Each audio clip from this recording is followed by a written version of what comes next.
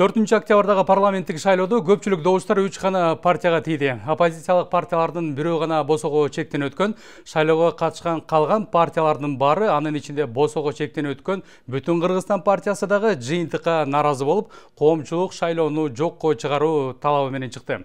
Шайлоо мыйзам бузуу менен өткөнүн айтып, Бишкектин борбордук аянтында миңдеген кишилер жыйылган. Түндөсү айрым митингчилер ак үйгө кирүүгө аракет кылып, милиция күчтөрү ошондон кийин гана күч менен таратууга аракет кылды. Кулак тундурган граната, көздөн жаш агызган газ жана желим октор колдонулган. Кагылышуудан 19 жаштагы жигит каза таап, 1000ге чукул киши жаракат алды. Демонстранттар ак үйдө ээлеп, өлкөдө башаламандыктар болду. Мунун баары таза эмес, ыплас шайлоонун кесепетинен келип чыккан окуя. Саламатсыздарбы, урматтуу телекөрүүчүлөр, эфирде учурча көрсөтүүсү, анын алып баруучусу мен Нургазы Жаныбеков. Алгач бүгүн студияга келген коноктор менен тааныштыра кетсем. Мен оң жагымда Осмон Тогузаков, саясий талдоочу, эксперт, ошондой эле Нуразис Шайырбек, жарандык активист. Саламатсыздарбы? Ошондой эле бүгүн бизге студиябызга БШКнын өкүлдөрү да келиш керек эле. Атайын бүгүнкү көрсөтүүбүздө БШКнын былыктары деген теманы алганда тандап алганбыз. Бүгүн БШКнын ушул тигизген таасири, бүгүнкү күнгө чейин жеткирген бир өнөкөт өздөрүнүн оюндары туурасында кеп сөз кылмакчыбыз. Бирок тилекке каршы мынакей 1-2 минут калганда бизге БШКнын өкүлдөрүнөн 12 мүчөсү болсо, 12 мүчөсүнүн 9-уна телефон чалдык, бирок бирөөсүнөн да телефонун ала албай койдук. Мына бирөөсү келип берем деген, бирок тилекке каршы сөзүнө турган жок. БШКнын мүчөсүз бүгүнкү талкуубузду баштай берсек. Алгач ушул талкууну жүргүзөрдөн мурда, урматтуу коноктор, бизде чакан ошо биздин кабарчылар тарабынан даярдалган сюжет барбы? Ошого көңүлүңүздөрдү буралы, андан соң маегибизди улантабыз. Борбордук шайлоо комиссиясынын төрайымы Нуржан Шайылдабекованын кызмат ордунда калуусуна моралдык укугу жок. Мындай пикирин жарандык активист Өндүрүш Токтонасыров айтып чыкты. Ал өлкөдөгү тополоңдорго жүздөгөн адамдардын жаракат алып, жаш жигиттин өмүрүнүн кыйылышына БШКнын төрайымы Нуржан Шайылдабекова күнөөлүү деп эсептейт. Трагедия болду. Канчалаган балдарыбыз жөнү жок жерден эле көздөрүнөн ажырап, сокур болду. Үмүтбек деген 19 жаштагы бала курман болду, кайтыш болду. Анын баарына эч ким күнөөлүү жок, мен таза иштедим. Силер айтканыңар өзүңөр деле калсын, меники туура деген туура эмес да. Өзүмдү өзүм билем. Же болбосо мен кыйынмын деген позицияны ээлеген айым экени билип эле турат. Кетсин да. Талабым ошол. Анын моралдык укугу жок. Кетсин. Ушундай Кыргызстанда илим билимдүү жаштарыбыз көп.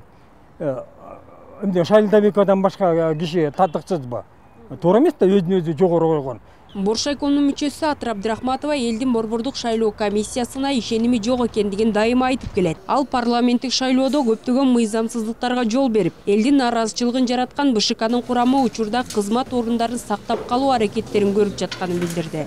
Боршайкомдун курамын өзүңөр билесиңер, элдин ишеними жок. Ошол Боршайкомдун кээ бир арыздардын, кээ бир мыйзам бузууларга көз жаап койгонун, кээ бир саясий партияларга боор тартып койгонун ачык эле эл көргөн. Эл ошого нааразы болгон. Анткени шайлоо процесси баштан аягына чейин мыйзам бузуулар менен коштолуп келген да. Анан кийин элдин нааразычылыгы ошол шайлоо процессине болгон да. Анан кийин БШК шайлоонун жыйынтыктарын жокко чыгаруу боюнча митингке дагы БШК күнөөлүү болгон да. Негизи башкы БШКда да. Азыр тилекке каршы бул курам өзүнүн макамын сактап калганга аракет кылып атат. Ар кандай сүйлөшүүлөр жүрүп атканы көрүнүп турат. Анткени бүгүн дагы мына жыйынга кворум чогултпай атайын аны үзгүлтүккө учуратышты.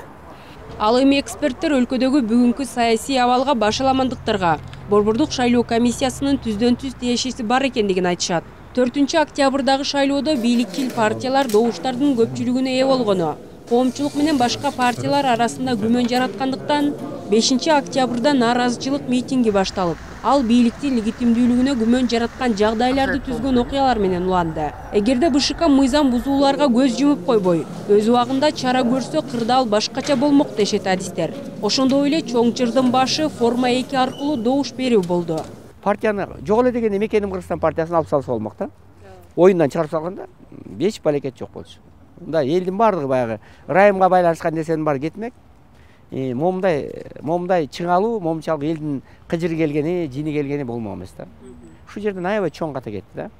Анан партияларга эскертүү бериш керек болчу. Эмекенимге, биримдикке жана каталар боюнча. Анан мына подкуп болуп атат, ошол эле административдик ресурс колдонуп атат. Форма 2 боюнча канча болду. Ошонун баарына убагында катуу чара көрүп, урматтуу эл журт, мындай болбойт. элдин баарын башына айлантат экенбиз. Мыйзам бузуу болот. Бул БШКнын мыйзамына да туура келбейт. Өлкөдө аябай чоң каршылашуу болот, конфликт болот деп ошол формада алып салса да болот болчу да, туура. Ошон үчүн бул жерде Шайлдабекова баягы моралдык жактан ушул кызматта турганы өзү кичине туура эмес болуп калат. Ушундай тополоңдон кийинчи. Ал киши өзү эле мындай ошого жеткирбей эле кетип калса, мындай арызын жазып, мындай эмерек болот эле да, мындай моралдык жактан тазалануу болот эле да, өзүнө да жакшы болот эле деген ойда. Айта кетсек, кече күнү Борбор калаада саясатчылар тегерек столго чогулуп, шайлоону акыйкат өткөрүүнү камсыз кыла албай, мыйзамсыздыктарга жол берген үчүн БШК төрайымына ишенбөөчүлүк көрсөтүү тууралуу чечим кабыл алышкан. Урматтуу телекөрүүчүлөр, сиздер учурчак көрсөтүүсүн көрүп жатасыздар. Бүгүнкү темабыз БШКнын былыктары жана баса берилип кете турган нерсе. Бул жерде менде толгон токой суроолор БШКнын өкүлдөрүнө бар болчу. Мынакей өзүңүздөр көрүп тургандай бизге бир нече мүнөт калганда биз келе албайбыз деген жоопторду берди. Эми БШКнын мүчөсүз баштай беребиз бүгүнкү талкуубузду. Алгачкы суроом агай сизге. Айтсаңыз, мына тарыхка көз чаптыра турган болсок, бардык эле нааразычылыктар ошо шайлоодон кийин келип чыгып атат да. Мына 2005-те, 2010, мына 2020-дагы бир күбө болуп турабыз. Таза шайлоо дейбиз, бирок бул реалдуу эмес да. Биздин көзүбүз көнүп калдыбы? Такыр мүмкүн эмес, көп болуп жатабыз. Айтканыбыз бир, ал эми жасаганыбыз башка болуп чыгып атат да. Кептин баары БШКда же БШК буйрук берсе бир аткаруучу орган катары? Рахмат, сурооңузга түшүндүм. Саламатсыздар, урматтуу телекөрүүчүлөр. Эми биринчиден мен жана жогорудагы айтып кеткен, көрүнгөн аксакалдын сөзүнө толугу менен кошулам. Анткени себеби мына элдик толкун эмнеден келип пайда болду? Ошол БШКнын начар иштегенинен келип пайда болду да. Анткени себеби мына биз эгерде ошол шайлоону жокко чыгаргандан кийин деги эле БШКнын өзүнү толук командасы менен моралдык укугу жок. Ошо баары эле кете бериш керек болчу. Анткени себеби бул түздөн түз ошолордун ыйгарым укугуна кирген нерселер. Биринчиден, экинчиден ошол эле шайлоо башталган күнү жана шайлоодогу добуш берүүдөгү бузулган ар бир жердеги участоктарда бузулган нерселер Борбордук шайлоо комиссиясына келип түшүп атты да. Бирок булар эч кандай чара, мындай кардиналдуу чара пайдаланган жок да. Анан ошондуктан жанагындай болуп, жанагы көп добуштарды биринен бирине котортуп, баягы эми карусель болбосо дагы ошондой бир формасын таап, булар заранее андан мурун эле уже айтылып калынган, белгиленген, балким даже сценарий болгонбу, айтылган баягы керектүү партияларды өткөзүп ийди. Анан бул жерде жана социалдык түйүндөргө тарап кетпедиби? Мисалы, бир эле мисалды айтайын. Муну эл деле билсе керек. Биз баягы айтылган окуяны кайталоого туура келип атат. Антпесе биз бир нукка түшө албайбыз да. Эгерде жанагы Борбордук шайлоо комиссиянын мүчөсү келсе, балким жакшы бизде диалог болмок. Но тилекке каршылар келбей калган экен. Айтайын дегеним мына Каракулжа районунда. Мисалы, жаңгыз биримдикке 100% деген добуш берет, анан башка бир да партия албайт. Эми мунун өзү эле эмнени айтат? Ошондой эле Кара Суу районунда. Бул эмнени айтат? Значит, демек шайлоо таза өткөн жок да. Таза өткөнгө биздин өзүбүздүн мамлекет башчы өзү кепил болуп бердиле. Анан аягы эмне менен бүттү? Мана азыр баары тең билет, дагы биздин талкуунун учурунда кайта кайрыларбыз. Анан андыктан мындай болуп атат да, бир чети жана сиз өзүңүз айткан Борбордук шайлоо комиссиясы тиги курал болуп калды дегенге да, буйрукту аткарып калды дегенге да, мындай ага да мындай ишенсе болот да. Анткени себеби бүт система, биздин бүт система, аткаруу системасы, керек болсо сот системасы, мына бийликтин 3 бутагы тең, баары бир буйрукту аткарып калган. Система ошондой болуп калды да. Анан андыктан мен ойлойм, бул Борбордук шайлоо комиссиясына да, бирок мен эч качан мындай Борбордук шайлоо комиссиясын актагым келбейт. Анткени себеби түздөн түз булардын ыйгарым укугу ошо таза шайлоону өткөрүш керек болчу. Камсыздап берүү. Камсыздап берүү керек да. Камсыздап бериш керек болчу. Анан булар камсыздай албагандан кийин жанагы мамлекет башчысы деле ошондой болду да. Эгерде бул мамлекет башчысы өзү элдин туруктуулугун, элдин стабилдүүлүгүн, элдин жанагы турмушунун оңолгонун мен аткарам деп инаугурацияда ант берген. Анан ошол антында түз, таза коррупциялар менен күрөшөм, тиги бу деп баарын айткандан кийин ошонун баарын так аткарыш керек эле. Эгерде ал ошолорду аткара албай калдыбы, анда өзү эле баягы ыйгарым укугунан баш тартып эле кол коюп кете бериш керек. Ошондой эле бул борбордук шайлоо комиссиясы дагы ошондой өткөрө албагандан кийин шайлоону бул биринчи жолу өткөрүп атса дагы анда дагы ойлонот элек, балким баягы тажрыйбасы жетишпейби деп. Бул комиссия уже 3-чү жолу шайлоо тиги референдумду кошсок 3-чү жолу өткөзүп атат. Анан буларда тажрыйба мол болчу. Демек, булар өздөрү ошого андай болгон соң өздөрүнүн моралдык укугу жок, азыр арыз жазып бүт, мен ойлойм, командасы менен кете бериш керек. Демек, сиздин оюңуз боюнча бул жөн эле ушул бийликтин бир саясий куралы. Менин жеке пикирим. Нурайс, айтсаңыз, мынакей 5-октябрдан башталган шайлоо өнөкөтү жарандык активисттер тарабынан дагы байкалып карап турду да, канчалык деңгээлде одону мыйзам бузуу фактылары катталды? Сиздин көз карашыңыз боюнча кандай маалыматтар келип жатты ошол күндөн баштап эле сиздерге? Биз 4-октябрь күнү эртең менен эле Бишкектеги, жалпы эле Кыргызстандагы дээрлик бардык шайлоо участкаларындагы мыйзам бузуулар жөнүндө бизге маалыматтар келип баштады. Анан биз атайын ушул Телеграмдан өзүнчө бир канал ачып, ошол жерге да атайын маалыматты чогулттук. Массалык маалымат каражаттарына бердик, укук коргоо органдарына бердик. Саат 10-дон 12-ге чейин эле Бишкек шаары боюнча бизге 50-60 участкадан мыйзам бузуу фактылары жөнүндө видео, фото материалдар келип түштү да. Бул ачык материалдар. Ошолордун баарына тилекке каршы борбор шайлоо комиссиясы дагы, укук коргоо органдары дагы реакция жасаган жок. Ошол реакция жасабай койгонун кесепетин мынакей биз бүгүн көрүп атабыз. Биз эч убакта тарыхты унутпашыбыз керек да. Тарых кайталануу мүмкүнчүлүгүн ээ. Ошол эле алыс барып 2005-жылда эле карай турган болсок, Акаевдин учурунда, Акаевдин акыркы режимдин акыркы күндөрүндө парламенттик шайлоону өткөрүп, парламенттик шайлоо болуп көрбөгөндөй мыйзам бузуулар менен өткөндүгүнө байланыштуу эл көтөрүлүп чыгып, Акаевди бийликтен кетирген. Ошондой учурлар сабак болбостон, 2016-жылы ушул эле борбор шайлоо комиссиясынын ушул эле курамы, мисалы үчүн 2016-жылы референдумду өткөргөн. Референдумду дагы билебиз биз кандай мыйзам бузуулар менен өткөнүн. Ошол жерде дагы студенттер менен биз байкоочу болуп барып, толтура мыйзам бузууларды ачыктап бергенбиз. Тилекке каршы ал учурда дагы реакция болгон жок. Биз демократиялык коомдо жашап аткан соң борбордук шайлоо комиссиясы калыс, эч кимден көз карандысыз орган катары иш жүргүзүшү керек. Дагы бир жолу мен ушул борбор шайлоо комиссиясынын мүчөлөрүнө кайрылып кетер элем. Шайлабекова негизи кызматынан кетиш керек. Андан сырткары сиздерге дагы бир кайрылуу. Эч бир киши, эч бир саясий топ бийликте түбөлүк турбайт. Ошондуктан сиздер ар дайым калыстыкты камсыздап бериңиздер. Өзүңүздөр үчүн, өзүңүздөрдүн репутацияңыздар үчүн бул жакшы болот. Чоң рахмат. Эми ага кийинки суроо сизге, мына эксперт катары айтсаңыз, Садыр Жапаров убактылуу бийлик башына 3 айга гана отурду да.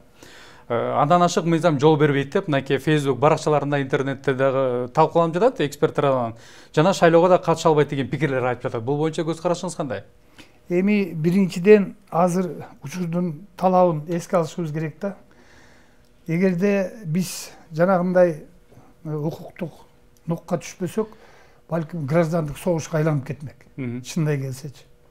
Анан андыктан азыркы ушул учурдагы шартка байланыштуу,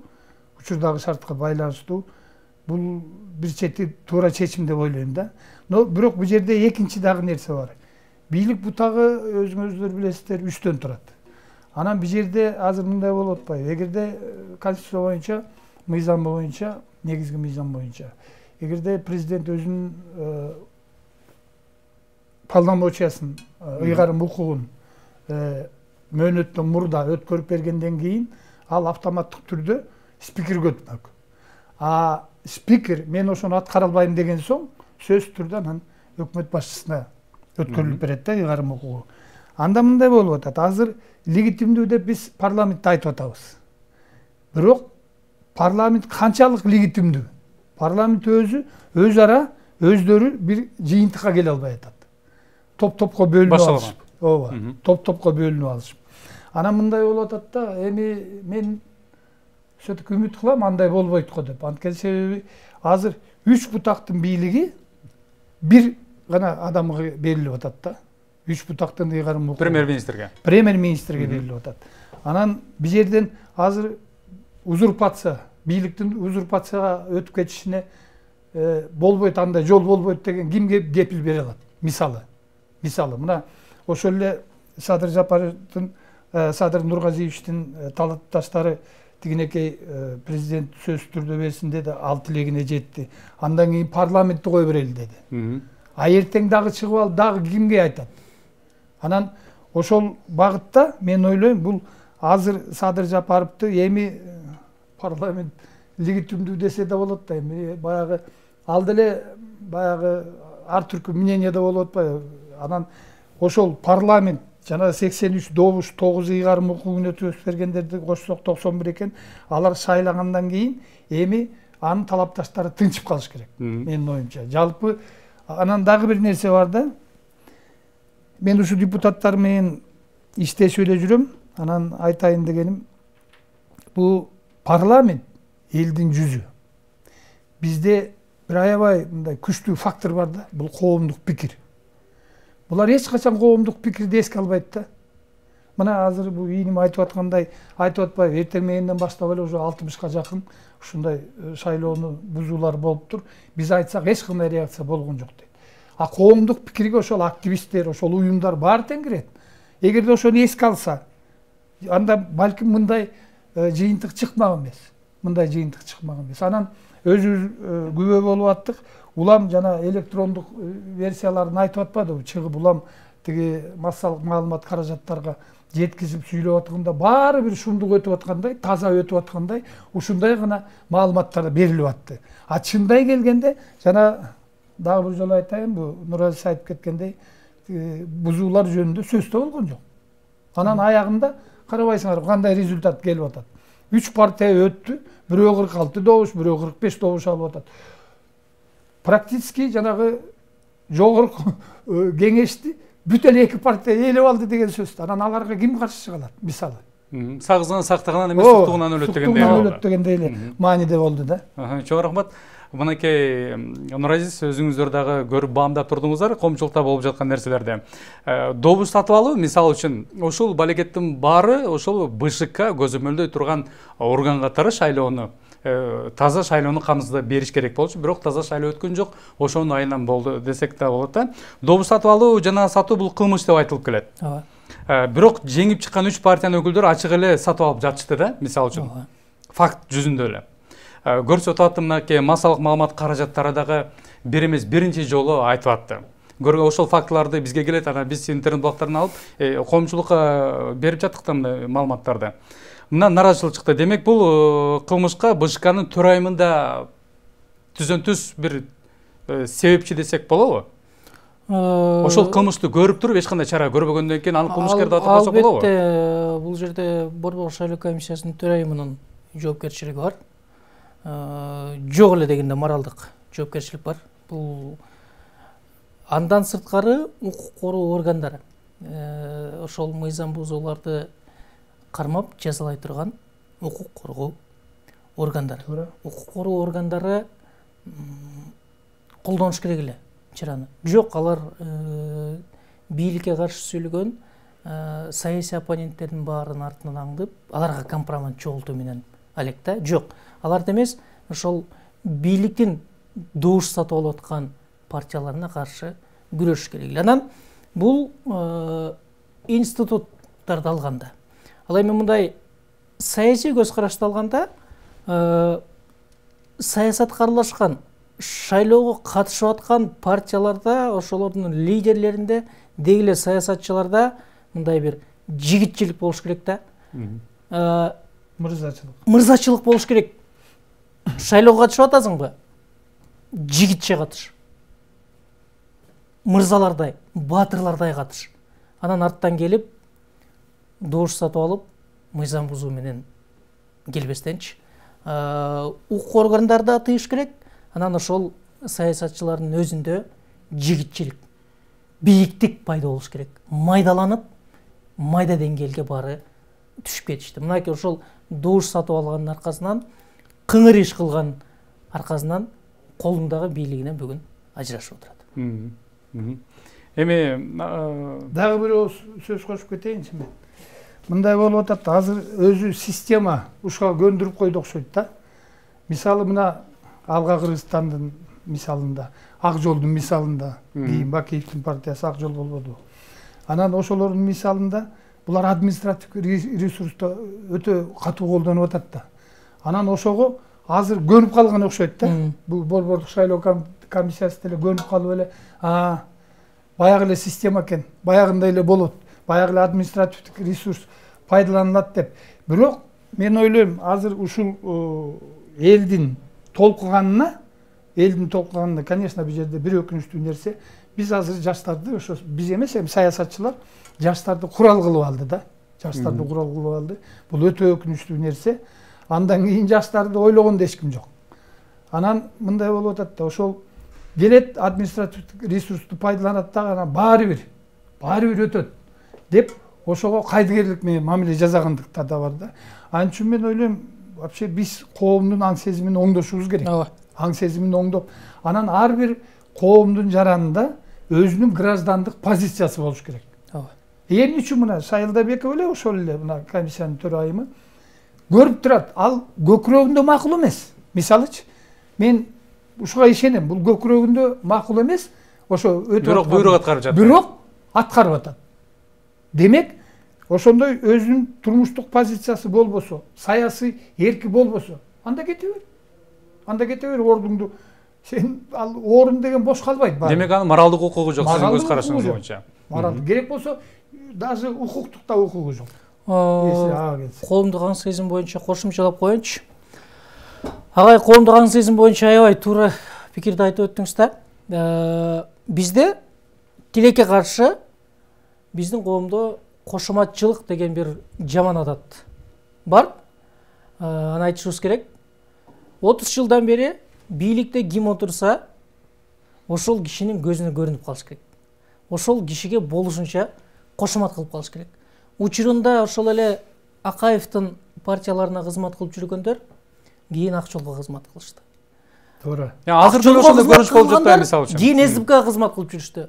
Ошол эле СДПКга кызмат кылгандар бөлүнүп, могу шайлоодо эки партияга кызмат кылышты. Эми кече 4-5 октябрдан кийин ошол эле кишилер азыр бийликке келип аткан кишилерден райондо, жерлерде партияларын түзүп, биз колдойбуз, биз билдирүү жасап коелу деген мындай бир кошоматтык, кулчулук аң сезимди көрсөтүп атат. Биз ошол түшүнүктөн, кошоматчылыктан арылмайынча жакшы жашоо келбейт. Урматтуу туугандар, ошол нерсени ар бирөөбүз эле токтотолучу. Эми толугу менен мен кошулам, айтканымчы. Эми бул дал эле оңой эле, мына өтүп аткан эле кечеки эле резиденцияда өткөн парламенттин чогулушунда көрүнүп атпайбы? Ар бирөө келип мактап, жактап, куттуктап, башын ийип атат. Ооба.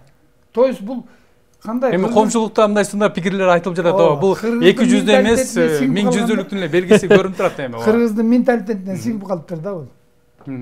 Эми ошону көрүп жаткан жаштар, мисалы үчүн, мынакей азыркы депутаттарыбызды дагы бир Атамбаев тарабынан дагы аябай бир сындар болуп атты бул 6-чакырылыштын депутаттарына. Эми ушул тарбияны көрүп жаткан жаштар, Нуразиз, айтсаңыз, алдыдагы дагы мына шайлоодо мындай каталарды кетирбешке бир үмүттөр барбы? Көзүңүз жетеби жаш активист катары? Үмүт бар, албетте үмүт бар. Эми Атамбаев тарабынан айтылган сынга токтоло турган болсок, бир нерсени биз тактап айтып коюшубуз керек. 2015 жылы парламентке келген 6 фракциянын ичинен 5-өсү түстөн түз Атамбаев жана анын айдоочусу тарабынан түзүлгөн тизме ошолордун элегинен өткөн кишилер болгон. Анан жаштарга, жалпы элге кайрылып кетет элем. Шайлоо дагы кайталанып дагы өтөт. Сиздерден суранычы. Лампочкаңды алмаштырып берем, жолуңду салып берем, корооңду оңдоп берем деген кишиге такыр добушуңуздарды бербеңиздер. Анткени ал адам мамлекет жөнүндө, мамлекеттүүлүк жөнүндө ойлоно турган киши эмес. Силерди кичинекей бир акча менен алдап коет дагы, анан 5 жыл бою өзүнүн билгенин жасайт. Парламентке кимдер келиш керек? Парламентке билимдүү, мамлекеттүүлүк жөнүндө, мамлекеттик башкаруу жөнүндө, эл аралык мамилелер жөнүндө түшүнүгү бар кишилер келиш керек. Айтып атпаймынбы, майдаланып кеттик депчи. Ошол шайлоо өнөктүгүндө дагы талапкерлердин дагы берген убадалары өтө майда убадалар. Айыл өкмөттүн жасай турган деңгээлиндеги айыл өкмөт жасай турган иштерди жогорку кеңештин депутаттары убадалашып атат. Эл дагы ошол айыл өкмөттөн айылдык кеңештин депутаттарынан кабыл албастан жогорку кеңештин депутаттарынан талап кылып атат дагы. Эл аралык коомчулук, эл аралык биздин өнөктөштөрүбүз бизди кабыл албай калды. Анткени биз жогорку кеңешке айылдын деңгээлиндеги, базардын деңгээлиндеги кишилерди шайлап алып атабыз. Эми мындай ойлоп көрсөңүз, же парламент өзүнүн берген убадаларын бергенден чарчаган жок, ал эми ага алданган, эл дагы алдангандан чарчаган жок да. Окуя болуп атат, мынакей тарых кайталанып атат. Эми сөз түрдө агай сизге суроо, мынакей партиялык система менен шайлоого барыш азыркы мынакей айрым эксперттер дагы айтып жатат, бул туура эмес багытка түшүп алганбыз биз деп. Сынчылар дагы айтып жатат, бир мандаттуу партия менен, бир мандаттуу добуш менен барыш керек деп атат да. Ушул жолу кандай? Мен түшүндүм бул суроону, жана пикир алмашканда да буга чейин ушул жөнүндө сөз болду. Бирок мен кичине оюну улап кетейин. Таза шайлоо менен таза келбеген парламентке ал таза иштебейт. Ал константа да бул нерсе. Экинчиси, тиги кандай суроо эле? Бир мандаттуу же болбосо мажоритардык система, партиялык система. Ал эми мындай болуп калыптыр да. Жазылып калыптыр, пропорционалдык система менен шайлоого барыш керек деп. Мен а дегенде эле каршы болчумун буга. Анткени учурунда конституция жазылып жүргөндө мен түздөн түз эксперт катары катышып жүргөм. Баардык конституцияга катыштым. Анан ошондо деле айтылган да, мындай болуп атпайбы? Азыр только партия келет. Бул андан көрө мажоритардык системаны киргизип, мейли эми бул жерде кээ бирөө айтып атпайбы, 30% мажоритардык одномандатный система менен киргизсек, бир мандаттык, а 70% партияга берсек деп. Жок, андай эмес. Менин оюмча самый идеалдуу 50-50 кылып коюш керек да. 50 мейли жеке мандаттык округтардан келсин дагы, анан партияга мүчө эмес, кыйын профессионал, тажрыйбалуу, илимдүү, билимдүү элдер бар да. Алар керек болсо жана партия, эми мындай да партия эгерде үлгү боло алса, мында да маселе бар. Карапайым калкка барсаң, партияны балким билбес, бирок ал лидерин карайт да. Лидери ким? Ой, мен аны тааныйм, демек ал партия жакшы. Ушундай эме бар да, мамиле бар. Же болбосо партия өздөрү дайыма, мына өзүңүз деле четин чыгарып айтып кетпедиңизби? Партиялар убаданы катыра берет. Мына иним деле айтып атат. Тиги бир мүшөгүм дегендей эле да. Анан тиги баары бир элде мындай бир эме болуп калды да, баары бир булар жазабайт айтканын. Ушундай бир пикир болуп калды. Баары бир булар жазабайт. Андан көрө бир мүшөгүнүн алып калайын. Ушундай деген бир кандайдыр бир мешандык мындай психология пайда болду да элде. Балким пандемия учурунда кыйналып турган элге он маанилүү болду. Анын үстүнө туура ошол пандемия жөнүндө да сөз айтыш керек экен. Анткени себеби бүгүнкү ушундай оор учурда дагы ошо даже мен мындай ойлойм да, жеке пикирим. Ушу пандемия учурунда кое турсак деле болмок экен. Шайлоону. Азыр мына бюджет жок. Эгерде эл ушундай ачурканып турат, эртең зарплатасын бербей калса, мисалы бюджеттиктерге айлык акысын бербей калды деп коелу. Же болбосо мына өзүңүздөр көрүп турасыздар, тиги валюта көтөрүлүп эле бартат. Демек, жанагы биринчи керектелген товарлардын баары кымбаттап бартат. Анан азыр ачурканып турган эл кайра кайра чыгат, чыкпайт деп ким кепил бере алат? Эч ким кепил бере албайт. Анан бюджет акча мына эң стратегиялык биздин өнөктөш Россия финансылык жардамды токтотуп койду. А бул эмнени айтат? Демек, биз кандай кылып ошо жанагы жыртык бюджетти жабышыбыз керек? Өзүбүз көрүп атпайбыз. Мына тиги башаламандыктан пайдаланып, эми бул жерде жана аң сезим боюнча да ушу биз бекер кылганбыз. Илгери мисалы кадр даярдоодо резервге алып, аны бир топ электен өткөзүп туруп, анан кийин ошону алып келчү. Кийинки учурда мындай практика болуп калды да. Ак үйдө бир кабинеттен бир кабинетке, бир кабинеттен бир кабинетке өтүп атып эле бир убакта эле айыл чарбасын башкарып калат. Ой, анда тажрыйба жок да, мисалычы. Ал айыл чарба эмне экенин билбейт. Анан темни мени айыл чарбаны башкар деп ага берип коет. Анан ошонун азабынан айыл чарбада үстүккө учурайт, баары тең. Анан кийин ошондой болуп атпайбы. Андыктан баягы билим, азыр баары билимдүү. Если буга келсекчи, баары билимдүү. Баардыгы акылдуу. Акылдуу, керек болсо 2 эмес, 3, 4, 5 окуу жайын бүткөндөр бар. Тажрыйба дегенчи. Тажрыйба каякта? Тажрыйбада болуш керек да. Анан ошон үчүн өткөндө мен айттым, бул жаш активистин мага таарынбас. Жаштар, мына жаштарды курал катары пайдаланып атат. Жаштарды алып келиш керек деп атат. Алып келиш керек жаштарды. Анткени буларда жаңыча ой бар. Жаңыча ой. Анан эл аралык тиги тажрыйбаны да булар эске алып атат да. Анан биз өзүбүз эле изоляцияда жүрүп өсөп өрүк албайбыз. Ооба. Анан ошондуктан биз дүйнөлүк аренада эстешибиз керек. Анан андыктан буларды жаштарды алып келиш керек. Бирок жаштарга да тажрыйба керек да. Анан жөнүндө кыйкырган бир жашты алып келип коюп койдук, эртеси күнү эмне болот? Эмне болот? Поэтому ошондой жактарды да ойлош керек да. Анан мен эгерде чындай келсе, Садыр Жапаровго мисалы боорум ачышат азыр, чындай келсечи. Анткени ушундай оор учурда келип атат. Эми мына убаданы берип атат. Эми ушул 2-3 айдын ичинде билинет. Бул техникалык өкмөт алып кете алабы ишти, же алып кете албайбы? Бирок азыр мондай пандемия болуп атса, коронавирус.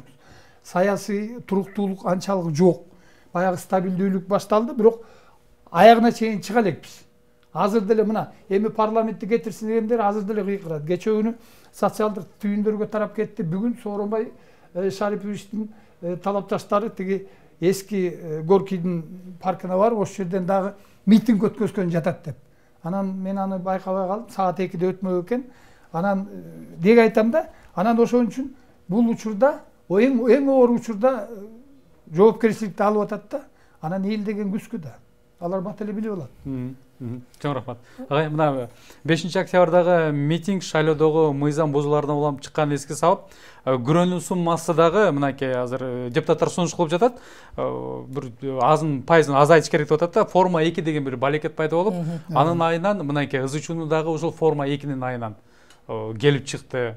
Мыйзам бузуулар фактылары катталды. Сиз буга көз карашыңыз кандай форма 2 боюнча? Форма 2 боюнча негизи бул жерде таң сезимге келип калат да. Балка менен, жөнөкөй балка менен биз устачылык менен пайдалуу иштетсек болот. Же болбосо бирөөнү бир урсак болот да. Форма 2 деле ушундай мисалда келтирип берейин да. Негизги максаты ошол ички миграция менен чоң шаарларга келип калган, региондон келген биздин жарандар үчүн алар кайра айылдарына барып кыйналып отурбастан ушул жашап аткан, фактически жашап аткан жеринде добуш берсин деген максатта киргизилген норма. Ошондой максатта бир саясий күчтөрдүн кызыкчылыгы. Негизги киргизилген максаты ошондой болчу. Анан ошол эле бийликте турган жанагы дээринде жигитчилик жок саясатчылар, партиялар анан аны башка максатта, башка жака буруп кетишти дагы, атын жаманатты кылып койду. Анан мажоритардык система боюнча мен кошумчалап кетейинчи. Жана сөзүмдүн башында айтып өттүм, 2005-жылдагы революцияга негизинен ошол туура эмес өткөн шайлоо негиз болгон депчи. Ошол учурда биз мажоритардык системада жашаганбыз. Агай мынакей билет, ошол мажоритардык системада шайлоолор кандай мыйзам бузуу менен өткөн. Азыр деле биз мажоритардык системасын киргизе турган болсок, эки олигарх районуна барат дагы добуш сатып алып, беймарал келип калат. кеп системада эмес. Биз мажоритардык системасын киргизүү менен артка кетип калуу коркунучубуз бар. Бул маселени эми партиянын ичиндеги тизмени биз билбей атабыз деген дооматты чече турган жөнөкөй эле процедура бар. Азыркы мыйзам нормаларына бир аз эле өзгөртүү киргизсе, бул маселе чечилет. Ошол преференция системасын киргизип коюш керек. Татаал пропорционалдык система болуп калат дагы. Ар бир партиянын ошол региондордо өз-өзүнчө бюллетенде тизмелер түзүлөт. Ошол тизмеге, партиянын ичиндеги тизмеге добуш берүү менен бул маселеден биз айланып өтсөк болот. Күрөө боюнча 5 миллион чынында көп. Жаш партиялар үчүн, жаштардан түзүлгөн партиялар үчүн 5 миллион күрөө көп. 1 миллионго түшүрүлгөнү. Эгер бир мандат болуп калса кандай болот анда? Бир мандаттууга мен каршымын. Бир мандаттуу бул бизде аркага. Жок, сиз каршы болбойсузбу? Бул жагында эске алышыбыз керек. Экинчи жагы, мынакей, эгерде партиялык система боло турган болсо, анда бир лидердин айтканынан чыкпайт да. Эгерде анын сөзүн эки кыла турган болсо, ошол эле партиядагы депутатты ошол лидерле четтетип коюшу мүмкүн. Мынакей өзү практика жүзүндө эле көрүп атпайбызбы? Айрым депутаттар эркин депутат болуп эле бөлүнүп кетип атышат да. Лидер менен айтыша коюп. Эркин депутат болуп бөлүнүп кетишип атат, бирок андан коркунуч жок. Ошол эле Жанаракаевди мисал келтире турган болсок, партиясынын жүргүзүп аткан саясаты менен макулбостон каршы болуп чыкты дагы, өзүнчө бир жаштардан суурулуп чыккан лидер экендигин көрсөтө алды. Мындан менимче эч кандай коркунуч, бир трагедия жасоонун кажети жок деп ойлойм. Агай, сиз айтсаңыз. Ача пикир айтып коеюнчу. Илим таарынбас. Биринчиден 2005-жылдагы шайлоо менен 2020-жылдагы шайлоого катышкан электораттардын өздөрүнүн аң сезимин салыштырууга болбойт. Азыр баарыбыз саясатчыбыз. Анан андыктан мен ойлойм, мажоритардык система керек все-таки. Анткени бул жаңы менин гана пикирим эмес, эми бир топ адамдардын пикирин уктум. Жана айтып өтпөдүмбү? Кээ бири 30%, 70% кылалы дейт, 50-50 дейт. Эми баягы идеалдык формасы да. Бирок баягы мажоритардык системада, мисалы, арасында, элдин арасында азаматтар көп. Эл үчүн күйгөн, жер үчүн күйгөн, мекенчилдер. Мына ошо эл үчүн, жер үчүн күйүп аткан мекенчилдердин көбү жанагы когалаңды башташты да, чындай келсечи. Бирок бир гана жана өкүнүчтүү жер айтып өттүм, курал кылып алышты да буларды. Анан андыктан мен ойлойм, тиги ошо бир мандаттуу системаны киргизсе, анан ошондо көрүнүп турат. Канчалык партия мамлекет үчүн пайда келтирет, же болбосо жалгыз мандаттык округтан өткөндөр канчалык иштеп бере алат. Анткени керек болсо мен дагы бир акыркы конституцияда эмес, 2003-дөгү дейм ошо түзөтүү киргизип атканда мен мынтип айттым эле, эмне үчүн биз президентке бир суроо беребиз? Эмне үчүн депутаттарга тим коебуз? Өмүр бою депутат болгондор бар. Чоң рахмат агай, сөзүңүзгө каралжы. Кечиресиз, убакыт соңуна жетип калганына байланыштуу бизге белги берип жатат. Эми БЖКнын былыктары деген теманы алкаганда бүгүнкү талкууну жүргүздүк. Осмон Тогузаков, саясий талдоочу бизде коноктолду. Ошондой эле жаш активист Нуразиз Шайырбек болду. Бүгүнкү талкуубузга келип, эми сөздүн аягына жетпей калдык, бирок бул айта берсе түгөнгүз дастанга тары. Мынакей өзүңүздөргө белгилүү болгондой эле 2005-жылдан бери эле үйрөнгөн, көңгөн адат өлгөндө калат болуп эле калдык да. Буюрса жаштардын колунда келечек. Сөзсүз түрдө биз добуш сатмай деген нерседен кутулабыз деген үмүттөбүз. Үмүт акырында өлөт, эч качан өлбөйт дегенге да кошулабыз. Урматтуу телекөрүүчүлөр, сиздер учурча көрсөтүүсүн көрдүңүздөр. БЖКнын былыктары туурасында бүгүн талкуу жүргүздүк. Кайрадан эфир аркылуу көрүшкөнгө чейин сак саламатта болуңуздар.